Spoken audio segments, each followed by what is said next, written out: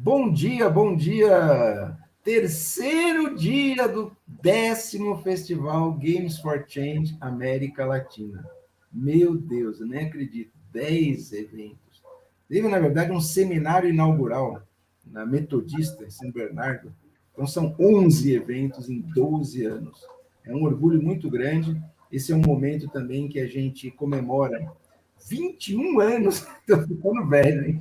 São 21 anos do grupo de pesquisa Cidade do Conhecimento, que começou no Instituto de Estudos Avançados da USP, e depois eu carreguei o grupo de pesquisa, o projeto, no Departamento de Cinema, Rádio e TV da Escola de Comunicações e Artes da USP. E hoje, nessa celebração muito importante, a gente traz colegas que são líderes da Games for Change na África e na União Europeia.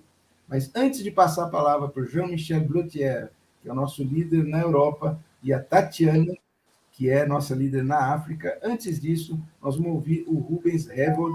Herold, fica à vontade se você quiser falar em português e inglês, o clima é de informalidade. Tá bom. Fica à vontade, queria te agradecer. Esse evento, o festival e toda essa história da Games for Change seria impossível sem o apoio dos colegas do departamento, da ECA, da USP, e nós vivemos tempos bicudos, muito difíceis, e esse apoio, o fato de ter essa retaguarda de uma universidade pública e gratuita é muito importante. Eu vou traduzir rapidinho para os colegas, just a quick translation. I'm celebrating not only the 10th festival, actually there have been 11 events because we had a workshop, a previous workshop. So in 12 years, it's 11 events. That's the 10th festival. And also the 21st anniversary of the research group City of Knowledge, where we host the Games for Change initiative. And it's really an honor and a privilege to be, supported by colleagues, fellow professors, students over all these years. And Professor Rubens Herold will now talk to us. He's our chief and a leader and a really very, very important film director in Brazil as well. So he's also in the audiovisual production scene. So he's very much into the challenges that we all face as game designers, as film producers, artists, and creative people. Obrigado, Rubens. Nada. Bom, eu vou primeiro falar em português, né? Principalmente que a coisa está acontecendo aqui no Brasil e acho que tem o público, né? Acho que é sempre bom valorizar primeiro a nossa língua. Com certeza. Bom, primeiro eu queria parabenizar a organização do festival, né? Como o próprio Gilson salientou, né? É já a 10ª edição, e isso mostra a força do mundo dos games na nossa sociedade, uma força cada vez maior. Eu sou uma pessoa já ligada há mais de 30 anos ao mundo audiovisual, principalmente na produção de filmes de ficção e filmes de documentário, e cada vez mais eu sinto a importância dos games no mercado audiovisual. Em muitos países, né, da Ásia, da Europa, no próprio Estados Unidos,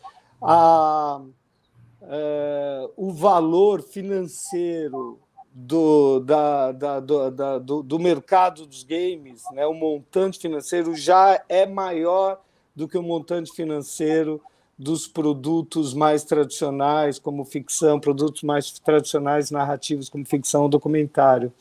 Mas eu acho que a questão não é só a questão financeira, eu acho que também é a questão do imaginário, a questão da importância cada vez maior dos games.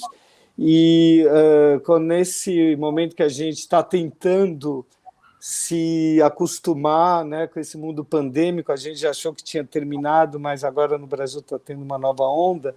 É impressionante como cada vez mais os games fazem parte do nosso dia a dia, como cada vez mais pessoas estão nos games, e não só como uma forma de entretenimento, mas também como uma forma de reflexão e de conhecimento do mundo. Então, é com muita alegria que eu estou participando aqui dessa mesa, né, e que eu, como chefe do departamento,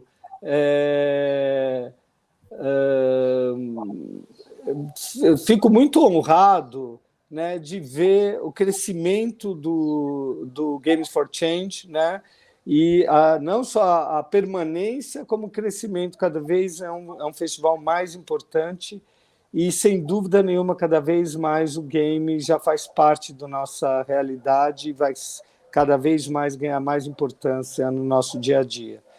Então, é basicamente isso. Eu estou muito feliz de participar dessa mesa, ver as questões que estão sendo levantadas e vamos em frente. Você faz a tradução ou você quer que eu faça essa tradução para os nossos colegas, Gilson? Olha, deixa eu puxar aqui nossa mesa de operações aqui para trazer todo mundo de volta para a tela. Ah, tá.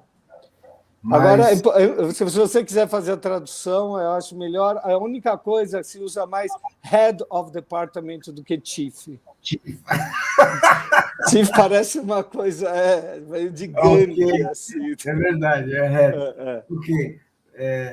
He's right. I mean, the proper title is Head of the Department rather than Chief of the Department. Okay. Well, thank you, Rubens. Rubens was stressing the importance of the game industry, how this has developed over the years, and also, of course, even the survival of our regional chapter reflects the growing strength of this industry that nowadays has global revenues that are higher than the film industry and the music industry together. So it's really a huge economic powerhouse, or let's say a big market.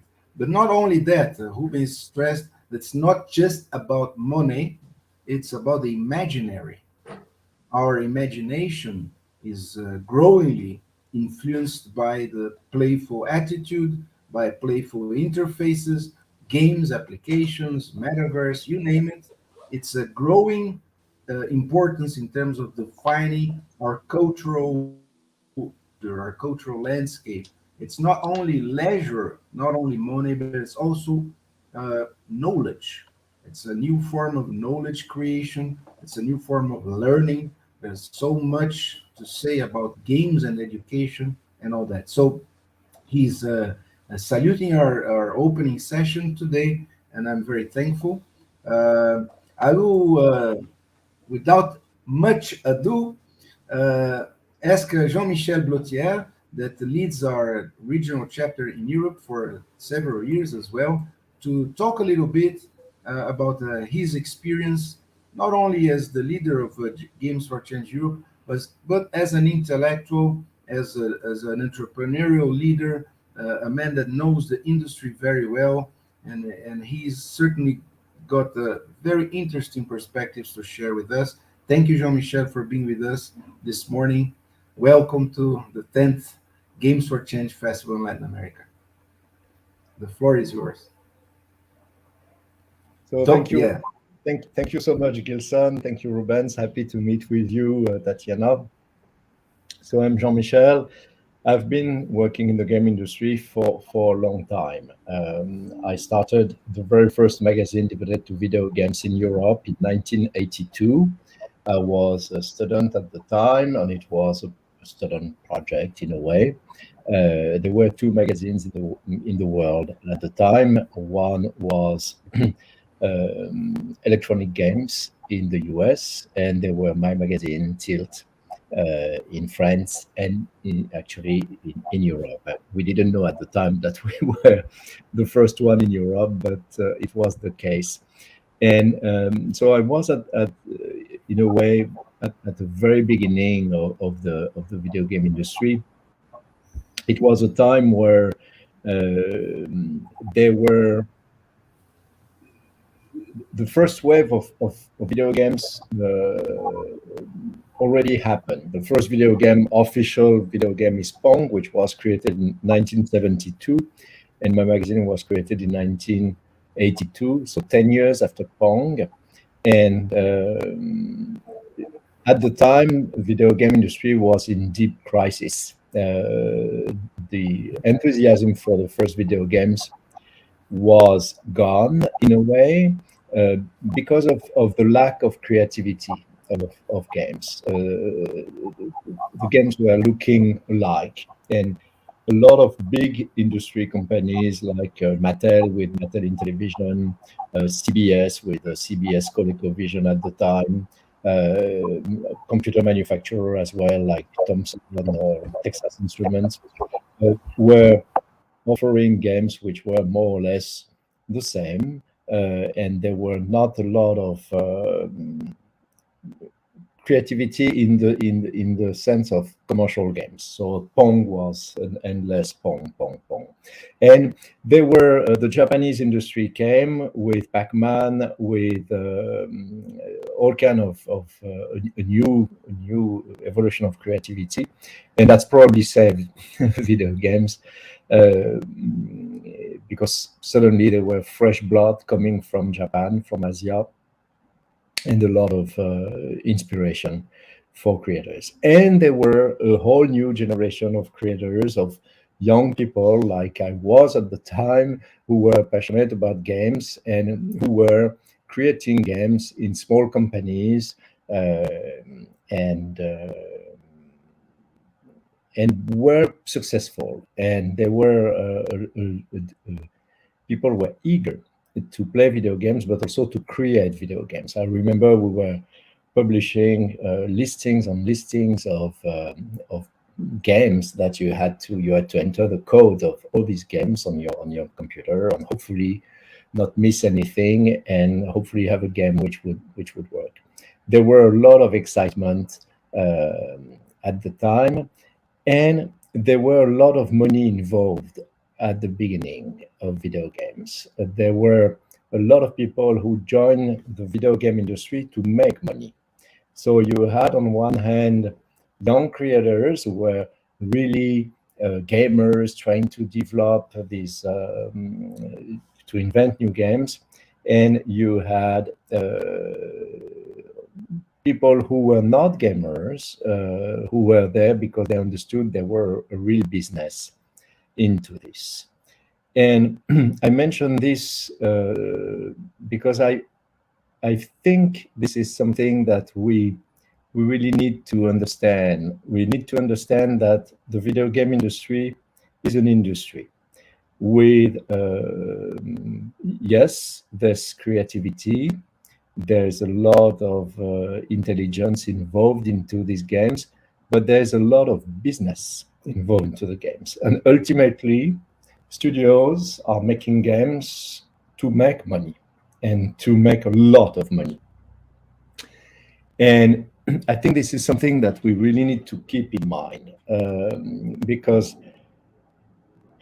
it means that for an organization like Games for Change to keep going, we have to find this very fine line between the games for impact with all the intellectual, as you were saying, Gilson, approach, and with a group of people who really understand that games have a very deep impact on the society, and that the messages which are conveyed through games are important. What are the stereotypes which are conveyed through video games? What does a little boy learn when playing video games? What is the meaning that he gets from playing the video games? What are little girls learning, doing, registering, understanding of their place in the world through video games? These are very important questions, and there are a lot of people who are thinking about it and really doing their best. What is best to improve in a way, and to be very conscious of the impact of video games. What is the impact of games on education? That's for sure. How do we learn through games? What are the fantastic potential of games to educate. But beyond this, there is, for me, the huge shadow of money, the huge shadow of studios are making games to make a lot of money. And when you do this, it means that it probably doesn't leave a lot of space for innovation, and that this is something that probably the Games for Change community is has to be really aware of. How can we interest big studios to an organization such as Games for Change to make sure that they understand the value of what Games for Change brings to the community? And in my experience, it's not very often the case. When building Games for Change festivals in Europe, it has been very difficult to bring big studios, to get the interest of big studios. And even if we did so, because of a few people who were within the studios and who were aware of the importance of the Games for Change movement, the financial results were extremely low. To give you an example, Ubisoft gave us 25,000 euros, 2 to 3 years in a row, and then decided to stop under the pretext that there were an economic crisis and there were a pandemic and they were anticipating reduced income. 25,000 euros. And I'm very grateful for Ubisoft to have given us 25,000 euros. But compared to the size of a studio such as Ubisoft, it's not a lot. And in my experience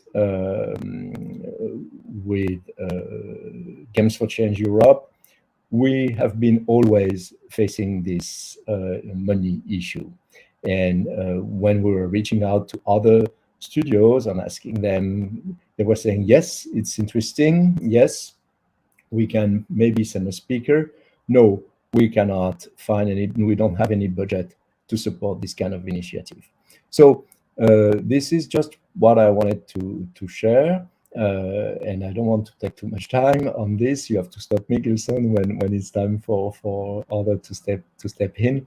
But again, what I wanted to really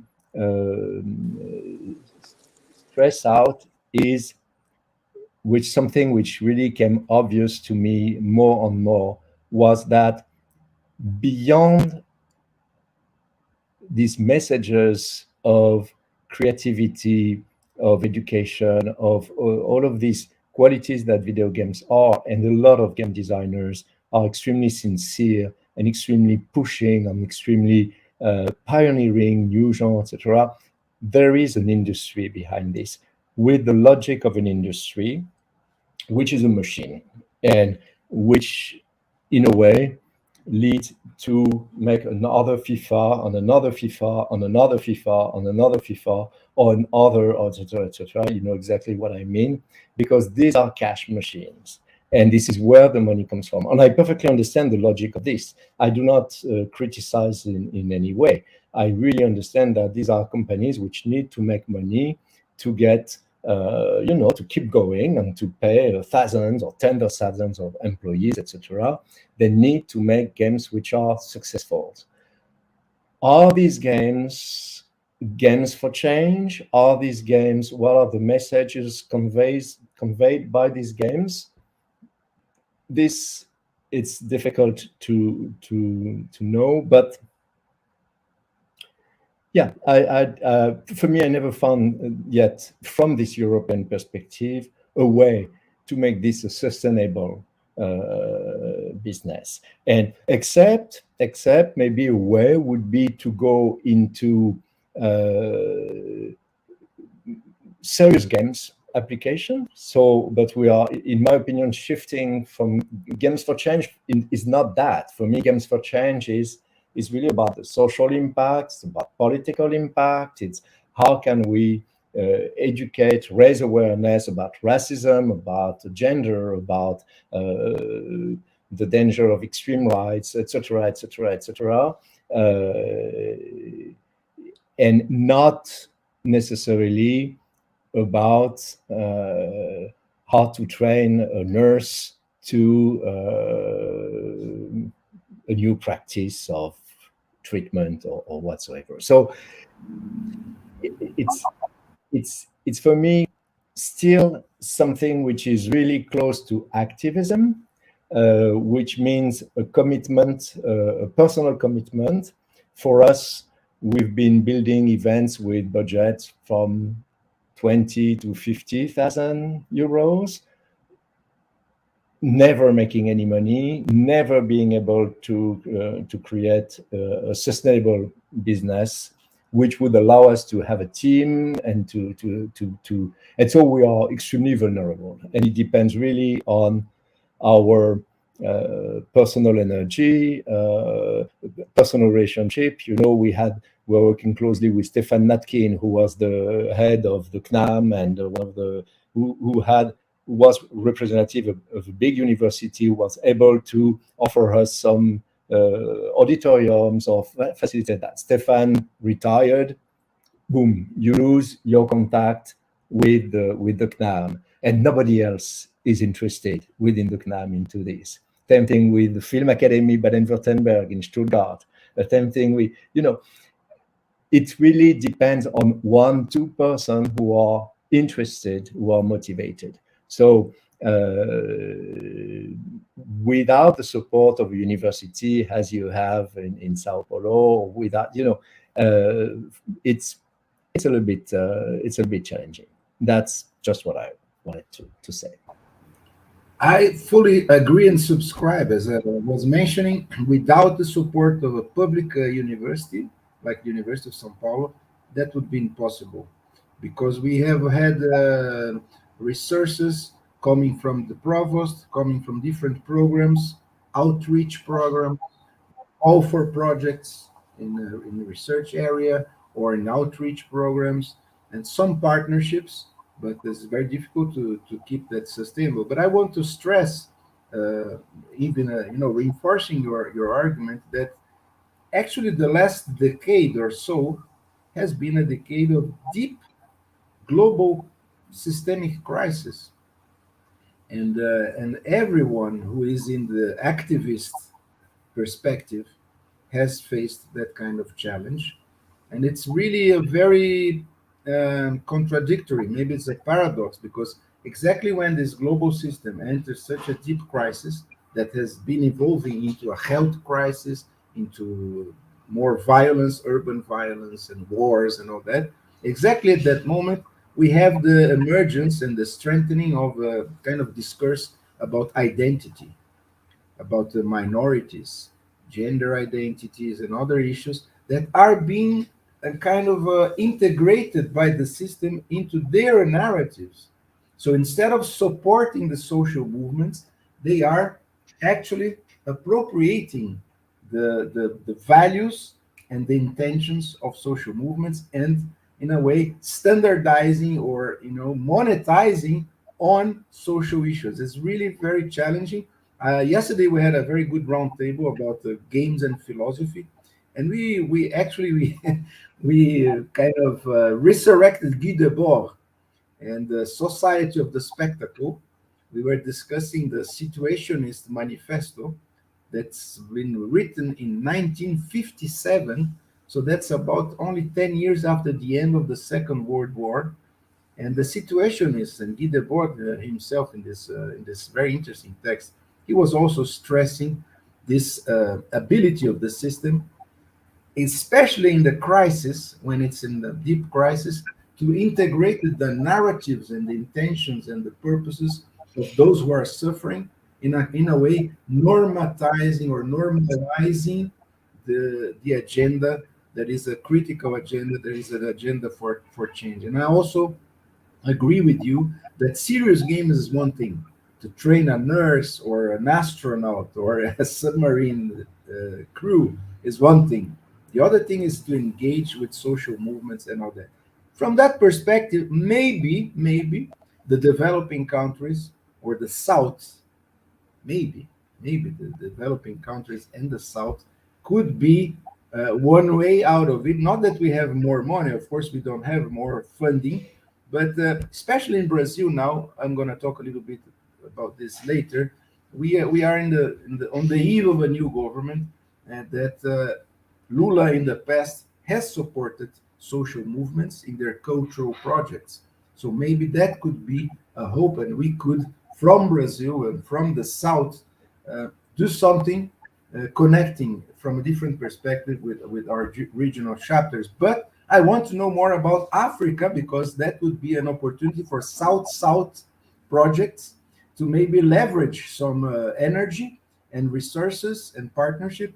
So Tatiana Skliarenko, welcome. It's really our first online public meeting, and I'm so glad. Really, for us in Brazil, connecting to Africa is part of our energy, our culture. Let me stress that tonight, at the closing ceremony of our festival, we will have the National Front of Women in the Hip Hop. So we are celebrating National Black Consciousness Day today, November the 20th, and the festival will close after Eric Zimmerman, that will deliver a wonderful speech about his new book, The Rules We Break. There will be an amazing pocket show online, live, with 7 women, black women, that are very active as militants, engaged in the hip hop scene in Brazil. But Tatiana, tell us about Games for Change Africa. How is it evolving? I know it's one of our most recent chapters in this global expansion. And yes, welcome. Very much happy to be with you here today. The floor is yours. Thank you so much. Yes, thank you so much, Gilson. And yes, we are the youngest addition to the family. And this year, we're celebrating 1 year of the existence of our chapter. But it's been a long history for us to actually being able to set up the chapter here. I mean, it took us a little, I don't know, maybe like 7, even like more years to actually get the official approval that we can actually start the chapter in Africa. But a little bit kind of the background, like how we came there. Like me personally, I come from the world of education. Like for the last 12 years, I've been working on different projects with the purpose of creating digital solution, mostly in the field of school education, right? And sometimes it will be like gamified solutions, sometimes it will be like more traditional, but the purpose was always to leverage the new media, or the media where the majority of kids already involved, to drive learning outcomes. But 5 years ago, I moved to South Africa. Don't ask me about that. And I started working for the game studio, but it was not the usual game studio, because what they've been doing for the last, I would say, 11 years, it's really creating games for impact. Even though the name of the studio is Sea Monster Entertainment, but it comes from the kind of heritage, because initially they were producing animation, and at some stage they wanted to move into the space of games for entertainment. But very quickly it became obvious that not only in South Africa, but in Africa in general, it's very, very difficult be a game studio. I'm not even saying independent game developer. And the reason for that is as Jean-MIchel was mentioning, it's of course money and funding, and specifically for us being a developing country, like of course everyone is interested in shiny games created by America or the Western world, but who are interested in playing African games? But more to that is, but do African games exist in the digital world?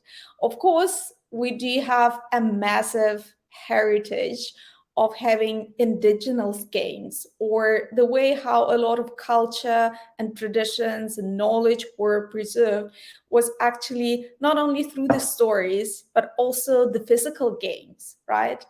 And now when we turned into the digital space, of course, Africa is massive. And unfortunately, on all our continent, we do not have the infrastructure that can support, not only the production of the games, but, like the distribution. But quite interestingly, now all the Western companies are coming and saying, okay, Africa is the youngest continent, and this is where the billion of next players are sitting here. And that's why let's try to come and bring our own products to occupy this market. Or let us come to Africa and, use the minds or the efforts of those creatives who are there and don't have their own infrastructure to work on our projects. And I guess for us, this is a big tragedy, not only for the industry itself, but for the continent. And for us, it's really kind of the time, and it's been not only kind of a reflection of games for change or the gaming industry, but a lot on the creative industry, like movie and animations and a lot of other things, where how do we start, stand for our borders in terms of, yes, it's very good to have the partnership, and yes, we need them, because still, like the infrastructure and sometimes, like our knowledge and expertise, we are falling behind from the rest of the world. But at the same time, if not now, but probably never, that we will have to stand for our culture and kind of saying, but what do we have inside, right? Like what is African in terms of our ideas, right? What we say, like conceptually it comes from Africa. Then we also say it might be produced in Africa, right? Like we still do have the capacity, and we do have a lot of incubating programs that are bringing young people. But also we want to make sure that everything that we produce is owned by Africa, because it's very easy to come and say, okay, do the service work for us, and then, like we will pay money for you to finance your own projects. But at the same time, we will own that initiative and then eventually make more money out of that. So we work on a lot of the project, but they never come or never stay in the system. And that's why we're our ecosystem sometimes being, like exploited. But I guess not to go into like super deep about our problems and, because also one of the things is, as much as we want to grow the industry, right? And, like to be honest, Sea Monster is one of the biggest game studios in Africa. But to be honest, we have 34 full-time employees and 20, like people who kind of work as our content partner or like development partner. And I would say, like, on a scale of being the biggest studio, like 34 people, like, I mean, with the comparison on, like the size of the game studios, like in Europe and, like in Latin America, I'm sure like you've got different stats. But at the same time, yes, we are trying. We're trying our best. And, like as much as we're looking at, like wider partnerships and like different players coming on our continent, but we still believe that, there is something that we can start doing ourselves. And as Jean-MIchel, you were mentioning, yes, it's all about support and it's all about money. But unfortunately, if we look at, like the strategy of Games for Change, for example, in New York, how they're functioning, on even the things that you have in Latin America of, being in partnership with the university or being sponsored by government funds or like national programs. Unfortunately, in Africa, we don't have this capabilities. Like our government completely refuses to support gaming industry. When we start the conversation of, okay, games can help to change our society, because we tried many ways of how we can bring meaningful change to our communities. Still, a lot of communities are under-resourced. They don't have, like the infrastructure, schools are missing or whatever it is. And maybe now, because almost every third person now has a mobile phone, maybe this is the way to go, right? But we even can't have those conversations because we'll have to start from the very concept of, like games can bring positive change. So that's why we kind of given up on the idea to, get any support from the government. And I'm really sorry about that. But for us is the realization that if we want to do something, we have to do it on our own. And that's why we do have kind of like the ecosystem of the whole gaming industry, right? And there are a few associations of the strongest gaming studios. And basically by coming together and trying to understand how we can leverage the expertise that we have, but also the resources in order to uplift our ecosystem. So, and as a Games for Change Africa, we want to be those people who own the space of impact games. Because let's be honest, as Africa, we cannot probably compete with the rest of the world on the games for entertainment that we produce, right? And it's not about the quality of ideas, it's still the quality about, the quality of the product itself, yes, because we're still on our journey. But also, it's about the idea itself, right? Like, if you think about what African games is, unfortunately, a lot of the people will be thinking about, like something, like indigenous and, like kind of safari animals and all of those things.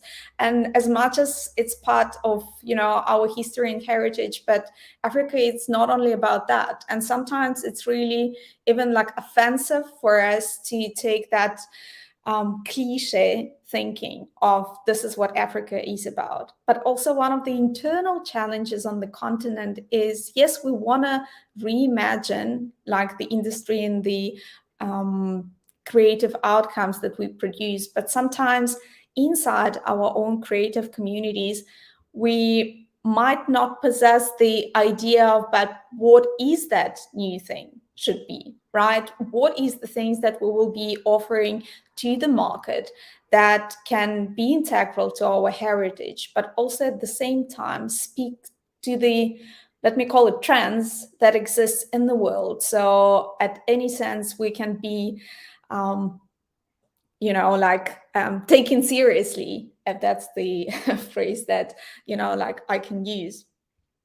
And, like sitting with all those challenges and with a lot of heritage, we're really trying to our best to create our own ecosystem, because if we want to have to go far, and this is the plan, we need to go together. And for Games for Change Africa, a lot of emphasis is about building a very strong community, and also the communities that really interesting in growing itself.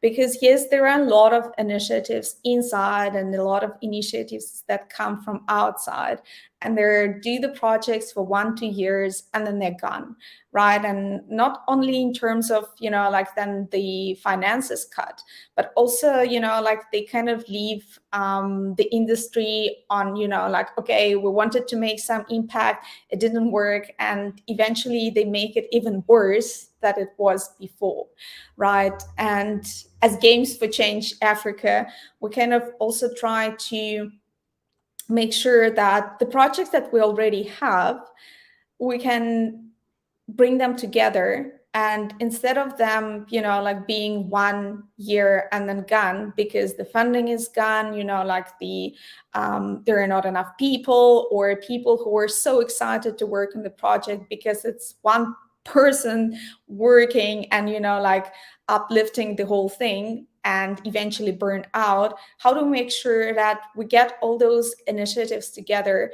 and we really amplifying not only the impact that we are doing, but also making sure that all the initiatives that are currently taking place or are planned for the future, they will be really sustainable, right?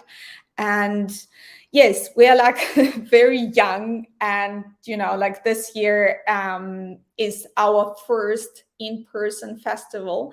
And Gilson, if you allow, I would like to show like just a quick presentation of our festival, because it's going to happen like in 1 week almost. Yeah, like we're starting on the 1st of December. And actually the day before that, we're having our first in-person advisory board meeting where Susanna, the global president of Games for Change, is helping to meet is coming down to Cape Town to help us to shape the strategy of what Games for Change Africa could be.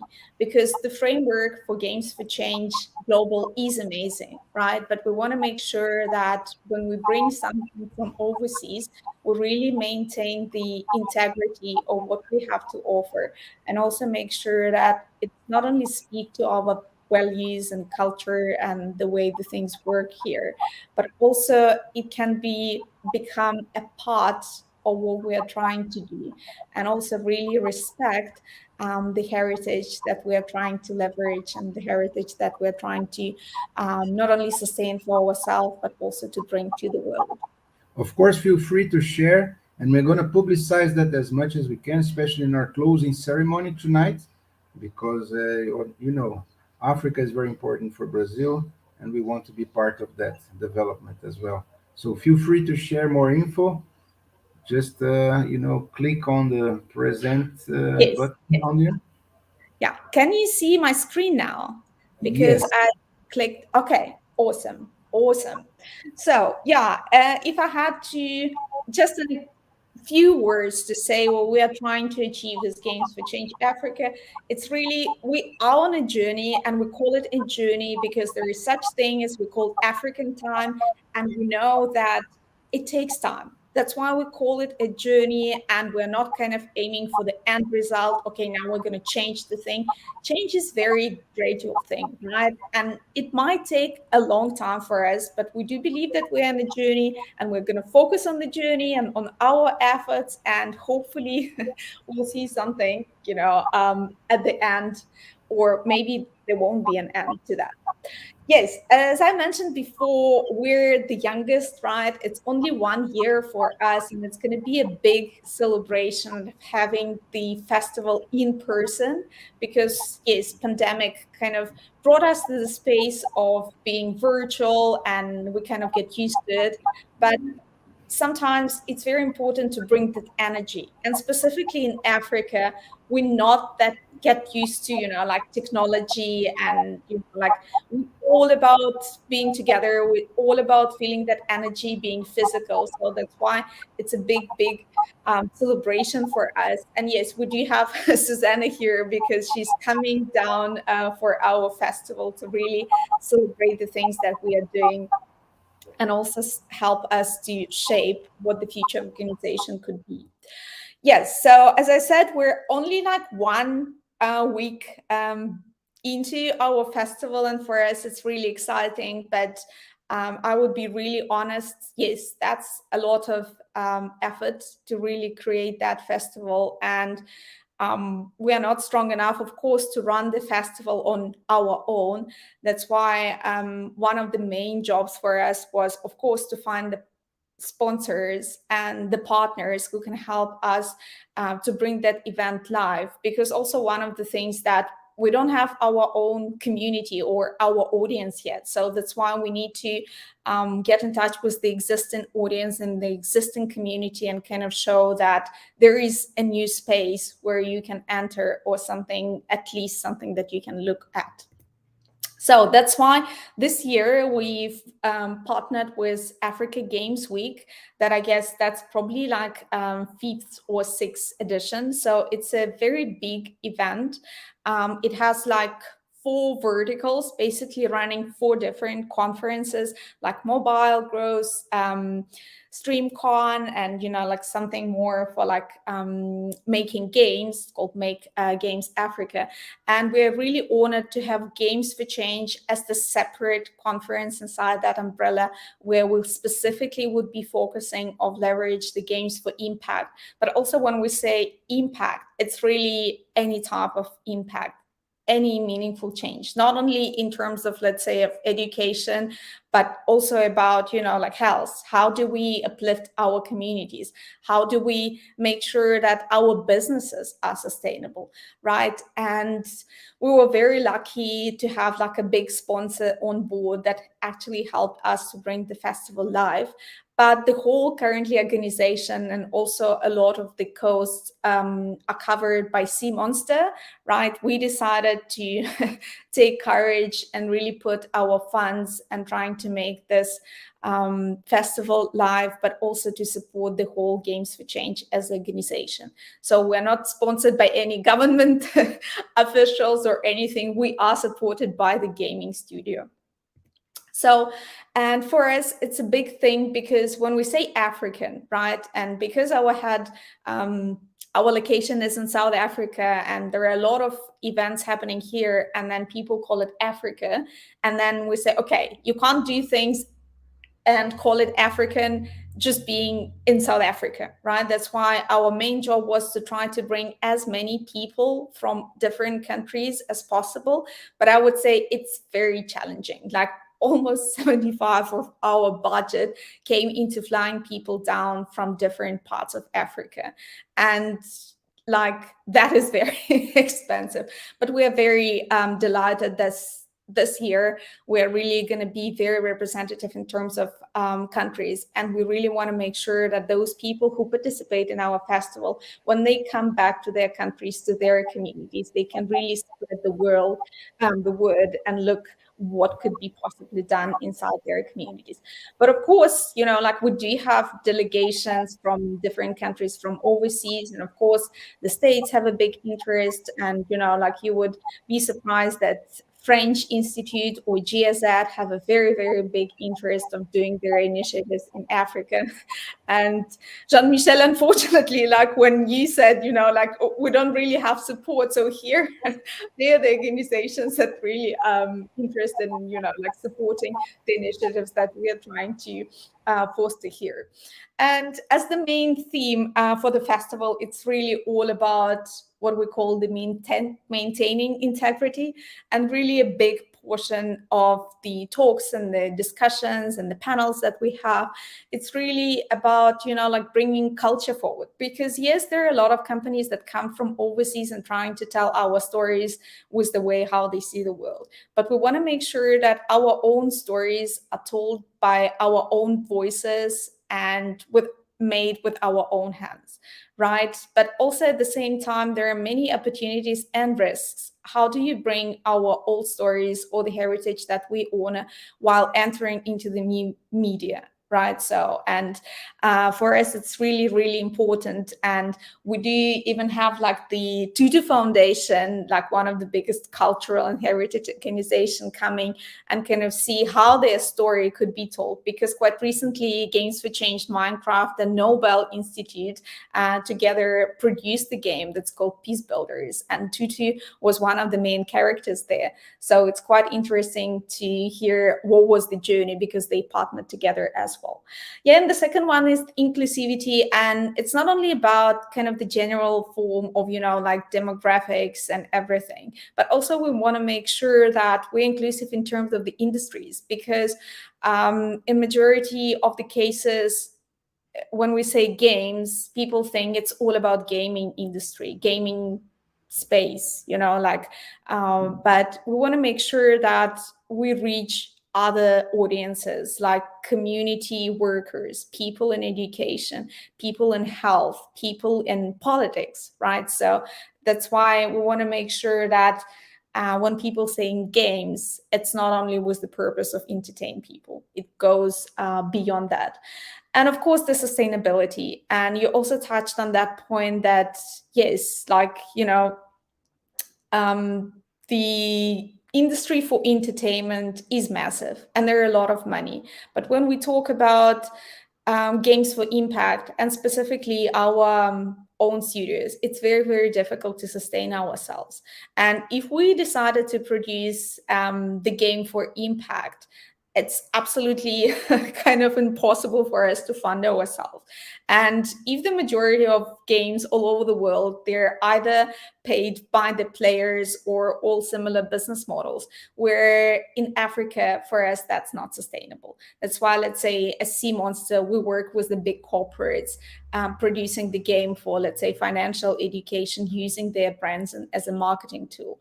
So, and we want to make sure that all other studios that work at the same space, we can get together and discuss what are those potential models, because we can't rely on the overseas organization coming. We cannot rely on our government to fund us. So what are the ways, or what is the business models to make sure that we sustain ourselves, not only as the organization, but also we sustain our own gaming studio so we can produce quality products that can compete worldwide. And yeah, for the audience, we're really trying to reach as wide as possible. Of course, we are focusing on the people who make the games, right? Trying to reach to the communities. But also we want to speak for those who drive those things. And we do have even special workshop, which we call Game Design for Investors, to show that this is the place to put your money and this is how you do this and what are the outcomes that you can actually have. And it might be more exciting than you think it is. And of course, we want to also bring those people who play those games, like the users, and not only those kind of like the audience in terms of, if you're an adult or if you're a professional, but also kind of getting that idea that, yes, as much as we love playing games, but it also could be really something that you can benefit from, something that you can bring back to your child or something that you can bring back to your students. And as we were saying, diversity is very important. And we all know that here in Africa, I'm sorry to say that, but we have to make sure that when there are people on the stage, we represent as wide demographic as possible. And specifically here in South Africa, sometimes we were blamed for being like the white world here. So that's why we want to make sure that we are representative, also not only in terms of, like the races and the ages, but also and as you mentioned before, like women communities gaming, it's still not enough supported, and it's still, like we are finding our ways. And specifically in Africa, we need a lot of support for that. And we are very proud to announce that this year we've got more female speakers than male. This is the very, very big achievement for us, and they're taking like a great role, like Nyambura, who is the first person here in the picture on the left. She's the main curator on our festival, and we work closely together just to make sure that we bring women, not only in terms of represent the women's society, but also in terms of trying to give them the space to shape what the industry could be, and not, like kind of continue making it only the man's world. And okay, quick last thing. So I will try to bring something new to the mix, right? We're all familiar with the talks, workshops, and everything, but we do have 2 days, and we wanted really to make something active, but also something that people can really try and, like try with their hands, and not only just sit and listen. That's why we are really bringing a few of play sessions. We're bringing the game design sprint, where we are inviting young studios, but the studios who already started producing their games, in order to make sure that we support and we provide visibility for them on the larger market, but also trying to upskill them and see if impact gaming, something that they could enter. And we even organized a massive treasure hunt where people have to do small tasks on learning about impact gaming and games for change that as an organization in order to win smaller prizes like the merch of our organization and even the ticket to Games for Change Global in New York. And the last thing is really, as we are running the in-person festival, but also there is a chance to join us online. We're going to be live streaming everything that is happening. And please always welcome, like to see or to listen to the conversations, things that we are talking about. Because for us, it's important. Yes, we're here in Africa and we're trying to make our best efforts, but also having the expertise from our other parts of the world. And it feels like we are all facing the same challenges. Yes, the context is different, but it feels like we are at the same storm, maybe in the different boats. But I think if we put our efforts together and we'll be able to learn from each other, this is something where we can make the real change, because we're the family of game changers. And yeah, let's stay together. I guess this is probably all from my side. Sorry, I was talking for so long.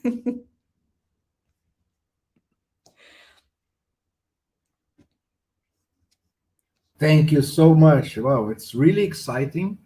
I wish I could be there, but I certainly will follow online. And I think that, well, this is a session that we are always proud of promoting, a session with the chapters. And I also want to say that I talked to our friend in Asia. We also have an Asia chapter, but he couldn't be with us here today. But Asia is also amazing, doing an amazing job of promoting Games for Change. And I think that we could share in this session, we were able to share both the challenges and the promises, our expectations, our frustrations. Maybe those of us who are a little bit older, like myself and Jean-Michel, we have a little bit more of painful memories in terms of all the challenges that we have faced over the years, for sure. This hasn't been an easy decade for anyone, everywhere. But the fact that we are here together this morning, joining our energies, our hopes, I think it's the best sign that we should definitely keep going and as united as possible, connecting our efforts. And I think that once we overcome some of the most challenging difficulties in terms of global peace, prosperity, and pro-democracy movements that are still, very, very much in danger because there's so much theocracy or authoritarianism all over the world. But once we get to a better world, maybe games can play a role in supporting that kind of improvement. So thank you so much. We are 1 minute off the limit, but yes, Jean-Michel, please. Yes, one question. How many people were watching this session? I'll have to check that, but I'll share this information with you because I'm in the studio. So I'll check that in the YouTube channel and I'll share this information with you. Yeah, that would be very useful to know. And if possible, to have a list of the people who have been attending. That would be really useful. Gonna share this, and of course keep an eye on the channel because the Games for Change channel in Latin America at the YouTube platform is always active. A place for us to check and keep promoting our ideas and initiatives. So thank you very much. Rubens, muito obrigado. I will close the session with Rubens saying the final words. Thank you so much. Obrigado, Rubens. A palavra é tua para dar um fecho, mas você está no mute aí, você está sem som.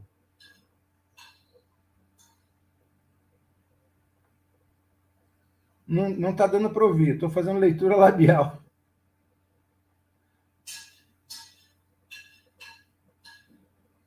Deu algum pau. Some bug entered in the audio channel for Rubens, but no problem.